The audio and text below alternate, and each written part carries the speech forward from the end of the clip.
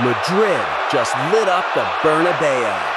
Flames on the boots, speed in the veins, one strike and one limp. 3, 2, 1. This is Madrid. From the heart of Madrid, where passion meets purpose. It was a legacy built by legends and a future written by rising stars. The fire still burning in the Bernabéu. A clash packed with pressure, precision, and a few surprises. Now that the smoke has cleared, it's time to break it all down, starting with the 5 biggest headlines from a night where everything happened. Vinicius double helps Real to 3-1 home win over Villarreal. Vinicius Jr. scored twice, one from a deflected shot, one from the penalty spot, helping Real Madrid secure a strong second-half comeback. Mbappe added the third, and Villarreal saw red in the 77th minute. Xabi Alonso, I like to see Vini smile. Madrid coach Xabi Alonso praised Vinicius Jr.'s confident display and emotional uplift after the match. Alonso emphasized the player's happiness as key to his performance on the pitch. Injury updates. Mbappe suffered a mild ankle sprain shortly after scoring and was subbed off. Franco Mastantuono also experienced discomfort. Both injuries are under monitoring ahead of upcoming fixtures. Villarreal boss disappointed with officiating after defeat to Real Madrid. Villarreal manager Marcelino criticized several refereeing decisions, including the red card, expressing that the officiating was unbalanced and undermined his team's tactical setup. 3 observations from Real Madrid's 3-1 win versus Villarreal. This analysis highlights Real Madrid's positional fluidity, tactical adjustments after halftime, and specific standout roles across midfield and defense, without focusing purely on goals or results. Real Madrid didn't just win with talent, they won with structure. Let's break down 3 tactical pros and 2 things they'll need to fix before bigger tests arrive. Pro number 1. This team always scores. Front foot overloads in a flexible 4-3-3. It doesn't matter who they face, this Real Madrid team always finds a way to score. And the tactical engine behind that?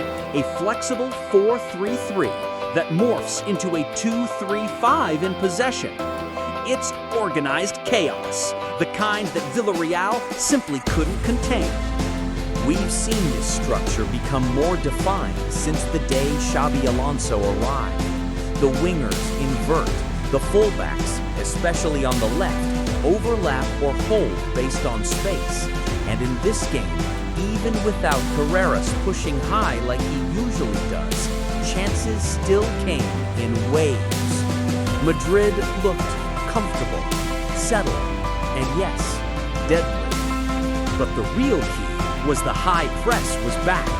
This wasn't the timid, reactive Madrid from the Atletico loss. This was a Madrid that hunted in packs. Every time Villarreal tried to escape, the midfield snapped into action. Counterpress, win, recycle, attack again. The intensity, especially right after losing possession, suffocated Villarreal's transitions. That instant reaction to losing the ball, that's what we missed in the derby. And in this match, it unlocked more than just control. It cracked the midfield and even Villarreal's low block. Oh, and here's the cherry on top. Madrid actually tried long shots. Not like the Atletico game, where they had one from distance. In this one, they weren't afraid to pull the trigger. Why? Because when your system forces chaos, space opens up. And when this team finds space, goals come, sooner or later. Number 2, Tchouaméni, the tactical conductor of the midfield. At the heart of it all, Aurelien Tchouaméni, sitting in the base, he didn't just break up play, he conducted it. He He dropped deep to draw in Villarreal's press, only to slice them apart with vertical passes that launched Madrid forward. Week after week, no matter who lines up beside him, Tchouaméni delivers. And it's clear, he's grown. That loss to Atletico, it taught him something. He's cleaner under pressure, more deliberate, and more dominant. And if you've watched closely, you'll notice something. Every time Madrid needs a tactical shift, Alonso doesn't call the whole midfield. He calls Tchouaméni. During the cool breaks, he's the first one Alonso speaks to. Why? Because he's not just the anchor. He's the relay, the voice, the on-field extension of the coach. And statistically, he bossed this game. 100% aerial duels won, a passing lane gatekeeper, a tempo setter, a destroyer and distributor. This wasn't just a good performance. This was a midfield masterclass. Pro number 3, Federico Valverde at right back. And that was no mistake. Let's address the noise.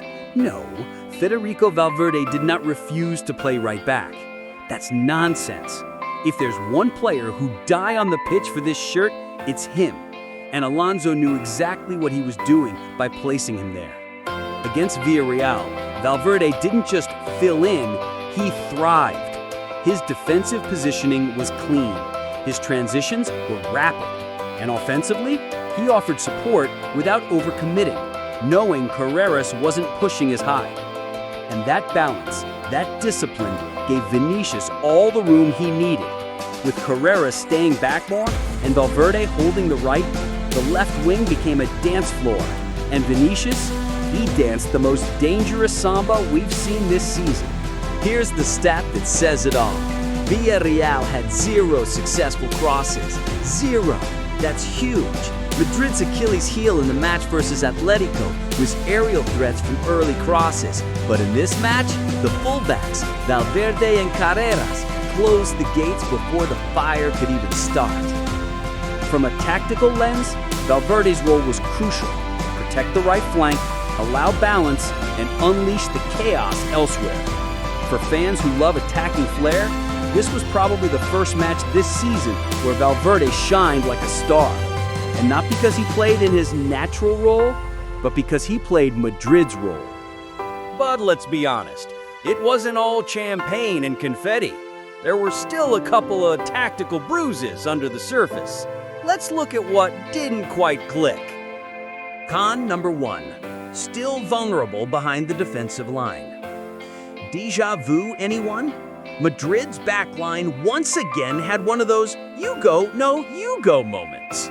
We've seen it before. Huijsen's red card, Güller's surprise pirouette, and now Vinicius and Ceballos added their names to the drama list. Not once, but multiple times, they lost the ball trying to out-dribble the entire region of Castilla. Now, Vinicius might love a good dribble like we love a late winner. But the problem isn't just him losing the ball. It's what happens after.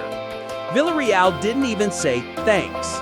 They just sliced through our defense like it was their birthday cake. One moment, lost ball.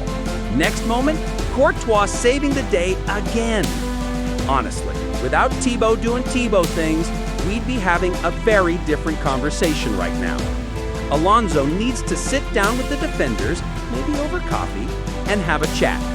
Huijsen, Militão, and the whole back line need to read the script a little faster next time. Because against better attackers, Courtois might need more gloves. Maybe a cape. Con number 2. First half rhythm was too slow. And the final third decision-making?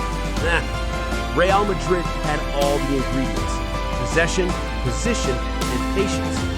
The first half still felt like cooking with the heat turned off. Villarreal sat back, handed us the ball, like, here, knock yourself out. And we politely knocked.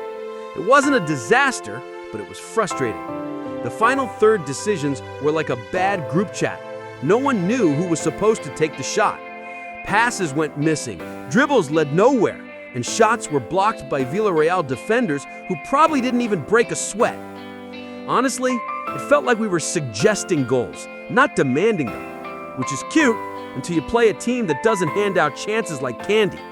Villarreal gave us room, but a team that hunts in midfield, they won't be so generous. So yeah, we need more snap, more bite, and definitely fewer what-ifs in that final third. Because good football is fun, but goals are the point. So what did we learn today?